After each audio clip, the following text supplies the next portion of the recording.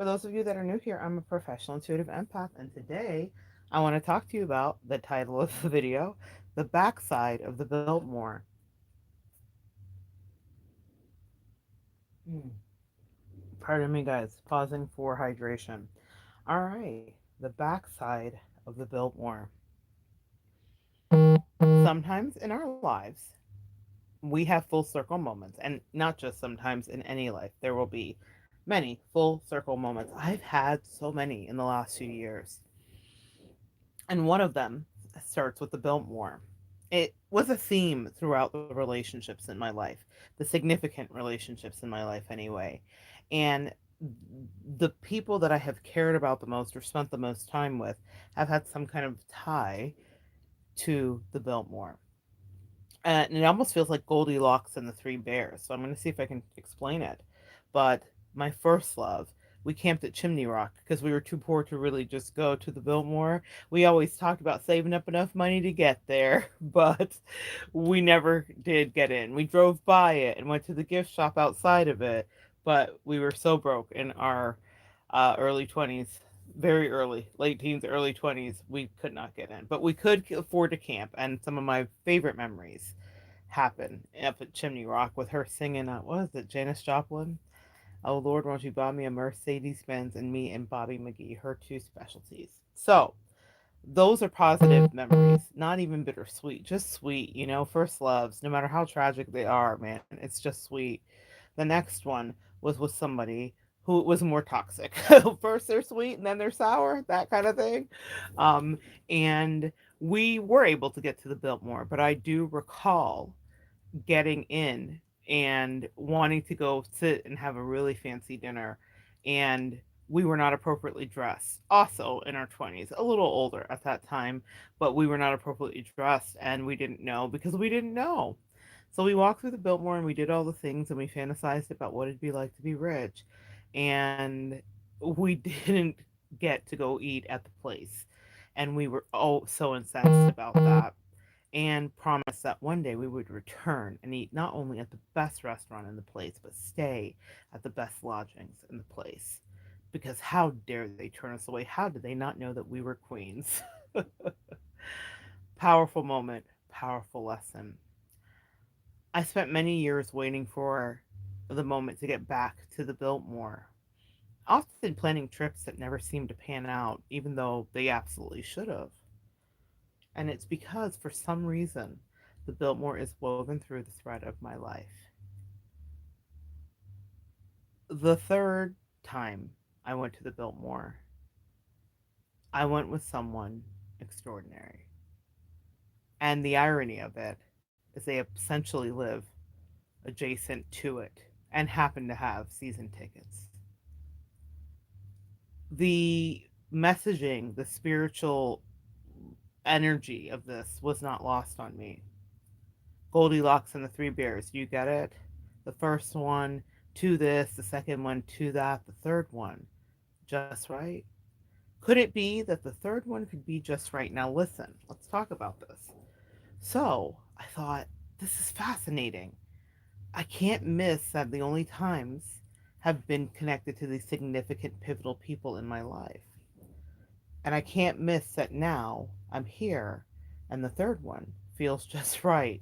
What's better, as you see the ascent, it's like we went from not even being able to get in, as Chris Brown says, you can't even get inside the club. I couldn't even get in the first time. The second time we were in but turned away, just not up to snuff. The third time it looked like I'd be there to stay, and I couldn't believe my luck. So I enjoyed the Biltmore and then went back again. Because when you have season tickets, that's what you do. But this time it was for something altogether different. It was to get in a different view, a view I didn't even know could possibly exist. I mean, when you think about the Vanderbilts and you think about the scale of what they did and attempted in the times that they did, it is grandiose. But to see the backside of the Biltmore is when you finally know how rich they were, how much land did they purchase. The backside of the Biltmore, you say, what does that even mean? Well, let me take you in a different way. See, we know the front part. We know the part we walk into. We know the hotel adjacent and the carriages and all the little things to do.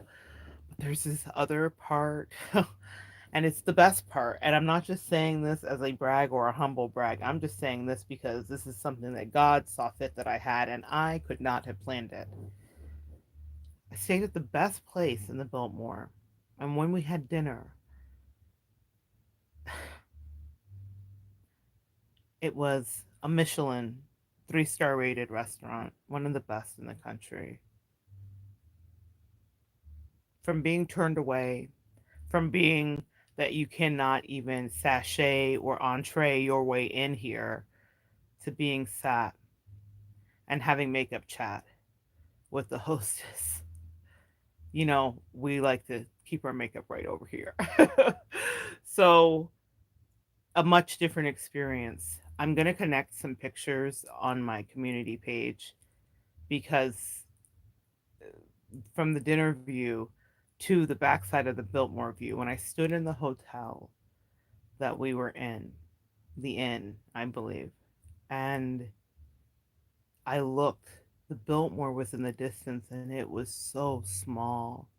Hey, Emily. Yeah, the Biltmore is wonderful.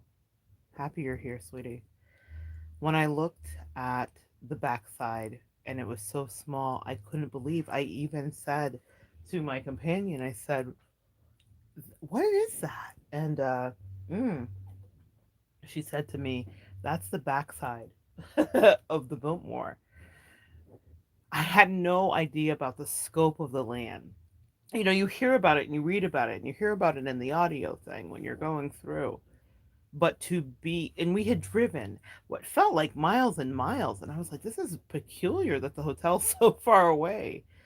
But this is where people that can afford it stay. And again, not being an ass, guys, hear me out. This is something that we earn and that we deserve, empath.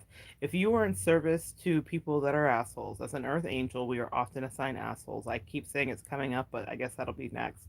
I've got clients coming up here shortly, but if you are in service, then why wouldn't you get to stay at the best resorts and places in the world? Listen. If I had a brand, it'd be luxury, okay, and bougetto luxury. Because sometimes I did not have the funds, as you've heard from the stories, and still I'm working towards greater glories. Amen. But there is a certain way that we should live. It's not impoverished from day to day. Just saying, okay?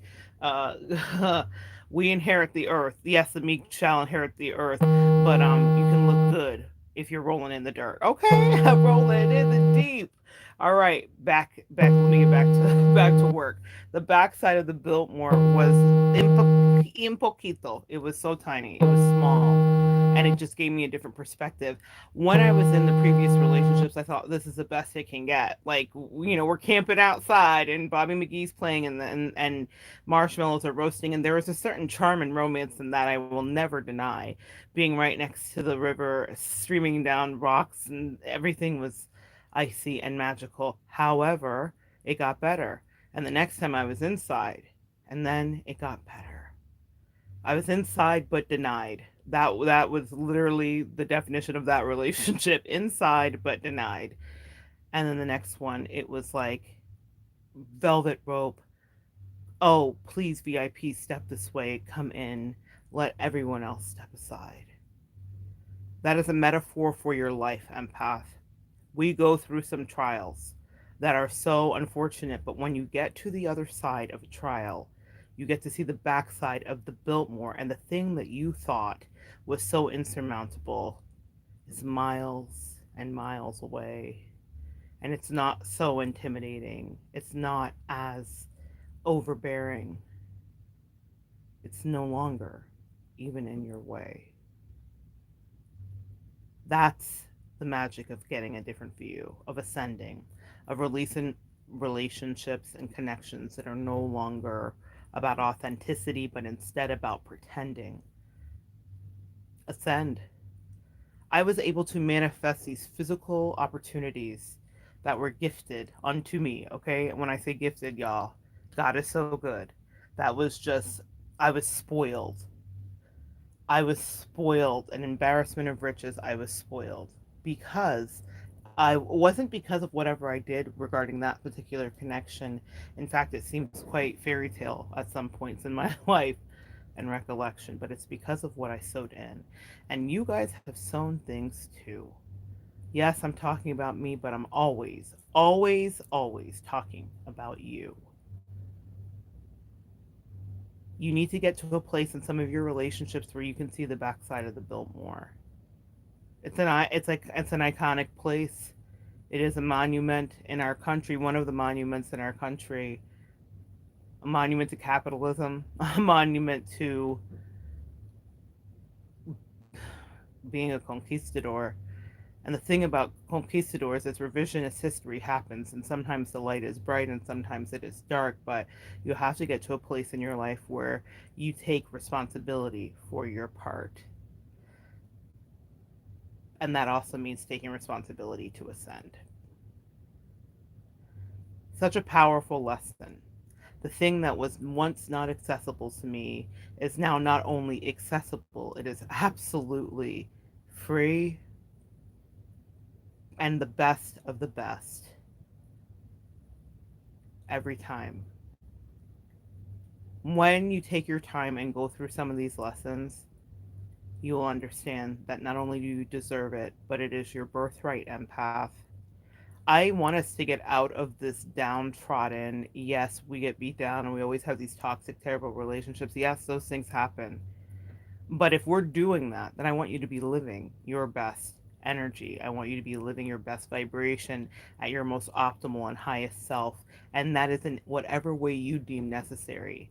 Maybe your moon isn't in Taurus. Maybe it's not a very Venusian kind of energy that you have, but maybe you love a cool gadget, or maybe you really enjoy a certain kind of sheet, or maybe it's not about pleasurable things that are tangible. Maybe it's about an experience, a great vacation. What are you depriving yourself of? Thinking that you can only have the meager, the least, when we couldn't get in, when we were in, but we were denied. Instead, I want you to take a full stride into the most of what you can manifest. So if you're doing all the spiritual heavy lifting, then be living your life at your best. You hear me, guys?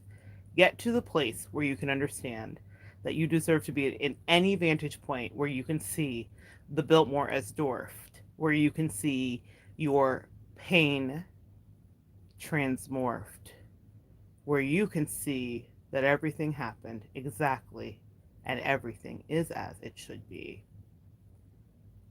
Get to the backside of the Biltmore. The view isn't fucking incredible. I love you guys. Come back and join me next time, and we will continue to evolve together.